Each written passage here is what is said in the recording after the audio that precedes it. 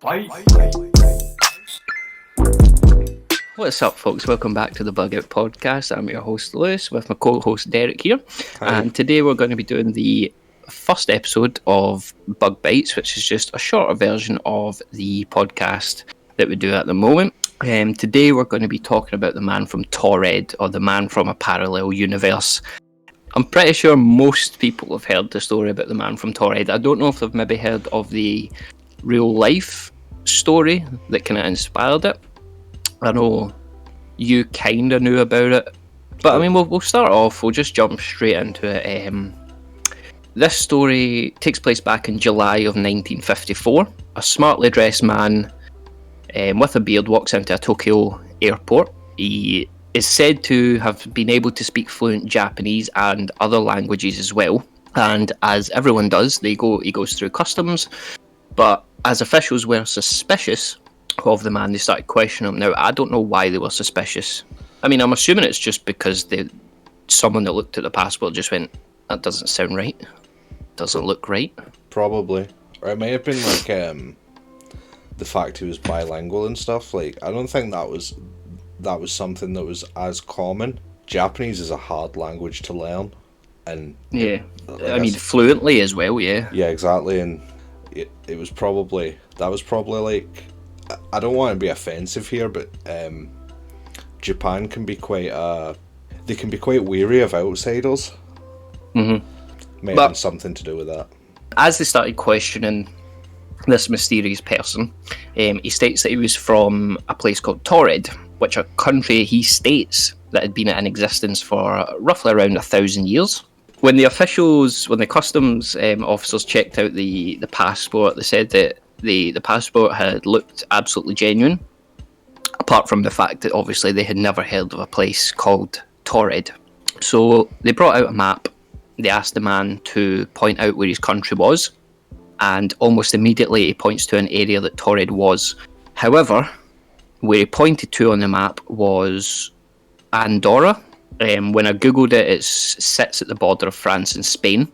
Mm-hmm. So, as the story goes, he was confused as to why Taured wasn't on this particular map, and he ended up getting annoyed, started arguing with the customs officers, but apparently he didn't cave from his story and stuck to it the full way through. Mm-hmm. See, that's what makes it so interesting, because, you know, counterfeiters and things, they're not stupid people. Mm-hmm. And if it was a fake passport, it's easy to just be like, yeah, I'm from Andorra. So it's strange. It's almost like if this event really happened, it's obvious that he was from another dimension. Yeah. Parallel universe, other dimension or something, because obviously if this did happen and he was adamant that he was from Taured and knew exactly where it was in the map, mm-hmm. then obviously there's something else missing. Let's talk about this seriously for a minute, right? Like, it's not impossible. You know, like, other dimensions and kind of like time slips through those dimensions, and I mean, there's hundreds of stories where the time slips and dimensions all get put into the theories and such. Yeah, there's a whole subreddit dedicated to glitches in the Matrix, and that's kind of what we're looking at here. If it's something that actually happened, which is a big isn't, but I still like it. It's fun. Yeah. Anyway, once they'd done this, when they had done a search on this mystery man, he was found to be carrying several different currencies from different countries that he'd probably visited using the same passport. Mm-hmm. He also gave details of which company that he worked for and the hotel that he was planning on staying at whilst he was in Japan. Mm-hmm. The officials found out from the man that the company he was speaking of, it did actually exist in Japan at the time. Yeah. However, the man said that it didn't exist in Taured, and that's why he was there. Mm-hmm. And I believe that he actually had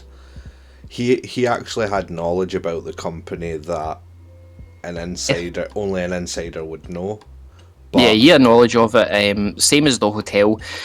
Yeah. On his passport, it had been stamped that he was in Japan before. Yeah, but then it's as well as a lot of other different countries. But I mean, if he's been to Japan before, he probably knows little bits here and there about companies and such. But then it's my understanding that both the hotel and the company both said that they'd never heard of the man. Yeah, exactly. Yeah. The officials checked out or apparently the officials had checked out the company. They didn't have any idea of this man or anything. They checked out the hotel, which was a real hotel at the time, but all the employees didn't have any bookings for anyone. So after that, the officials were possibly starting to think that he's some sort of criminal with forged identification and such. So they took all his belongings, confiscated all his belongings, and he was put in a hotel nearby whilst his story and himself was being investigated by the officials. Yeah. I don't know, would they do that, or would they just take them to like a... I mean, I don't know how you would describe it, like not a jail or anything, but like a holding cell or something. Yeah.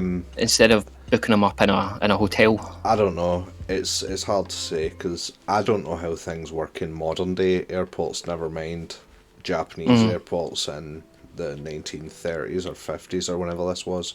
Well, 1954. Yeah, I mean, security nowadays is so much different to what it was back then, especially if he got through multiple airports with a fake passport and stuff. Thanks very much, Bin Laden. So after he was put in the hotel, I don't know, there's no name of the hotel, there's no room number of the hotel, so again, this just plays into the fact that it just been a story, there's no evidence. And to make sure that he didn't leave, 2 guards were posted on the door, obviously to keep anyone from coming in the room, keep anyone from leaving the room. And as the story goes, the hotel room only had 1 entrance and 1 exit, which was obviously the door. The window of the hotel could be accessed, however, apparently it was said that the room was several floors up and there was no balcony or anything to jump out onto, so jumping out the window wasn't really anything that they had looked into. Again, don't know what room number, what floor it was.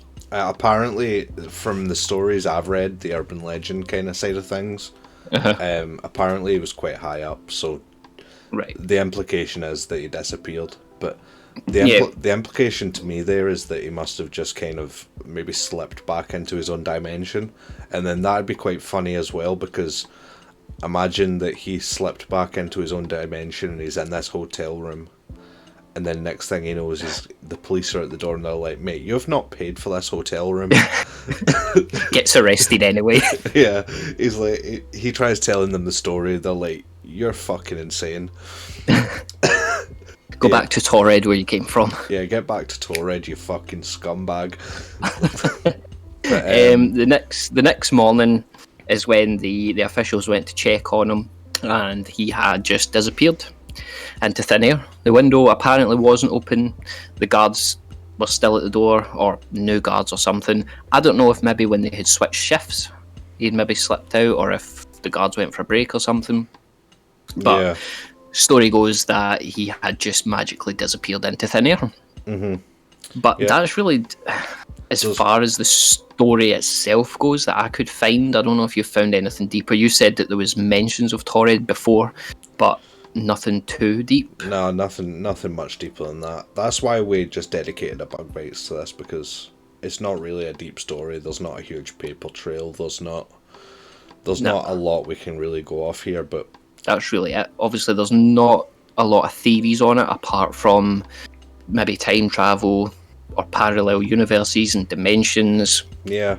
There's not really any grounded theories about it. It's just all up in the air about dimensions and such. Well, that's what I'd like to say about Bug Out and Bug Bites on the whole.